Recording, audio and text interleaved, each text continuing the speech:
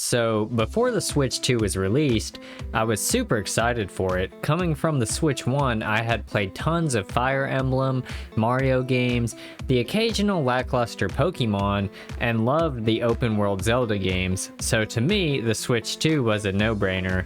When they released the trailer showcasing the specs for the Switch 2, I'm not gonna lie, I thought $450 was a fair price for the device given the hardware.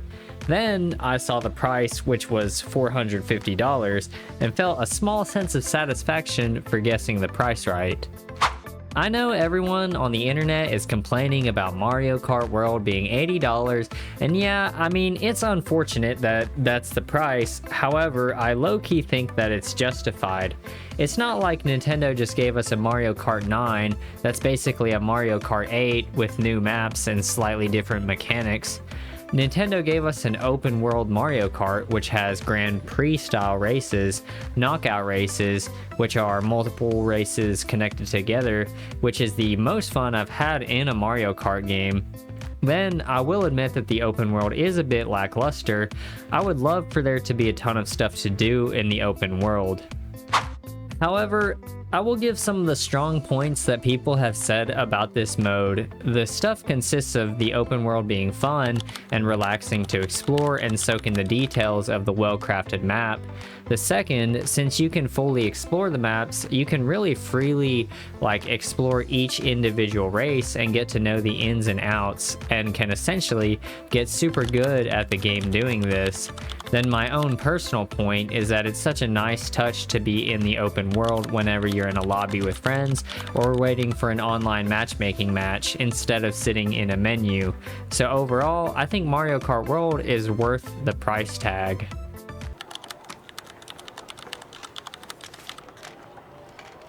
Then, when it comes to other factors, such as performance, I can talk about the open world Zeldas and Pokemon Scarlet and Violet. The performance and resolution enhancements are phenomenal. It's great to play these games at 1440p 60 FPS or even 4K.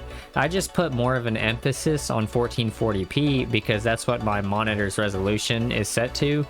I will say the trees in Pokemon Sword and Shield look awful though. But it gets really impressive to me when you go into the handheld mode. Playing Breath of the Wild on a larger screen at 1080p 60 FPS is like butter, which makes me super excited thinking about what the next generation open world Zelda will look like. Even maybe slightly looking forward to a next generation Pokemon.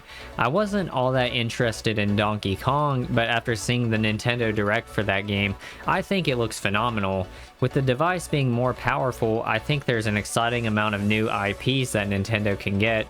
We already see one being FromSoft, and I'll definitely be playing Duskbloods when that comes out.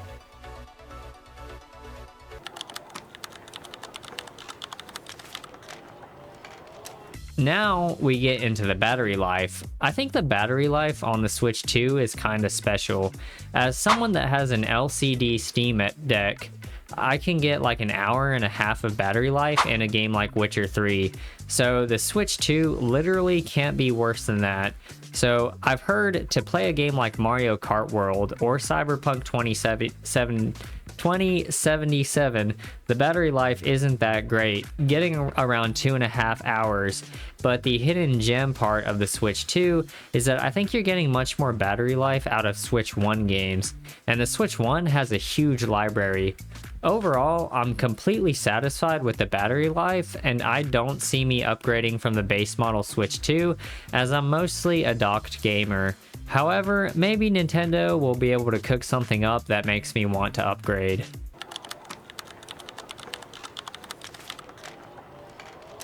To get into the Joy-Cons, I think they're kind of the same as the Switch 1, but they are bigger, so they're easier to grip. The magnetic connection port seems much more robust than people originally thought. Then using the Joy-Con like a mouse seems like it was a pretty decently designed aspect and is kind of fun to use in games that optimize for it, such as Fortnite or Hogwarts Legacy. I'm definitely looking forward to games that utilize this function, such as a new Switch Sports. The games that have you standing up and moving around are great fun. I actually got A rank in volleyball. in Switch Sports and played a decent amount of Ring Fit Adventure, which was a very difficult workout, to be honest.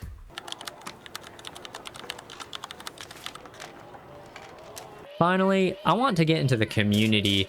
I got the Switch 2 on launch night at midnight. I got mine from GameStop in a small town, and there was probably around 150 people waiting in line. I showed up an hour early and was talking to a stranger that was behind me in line for a bit.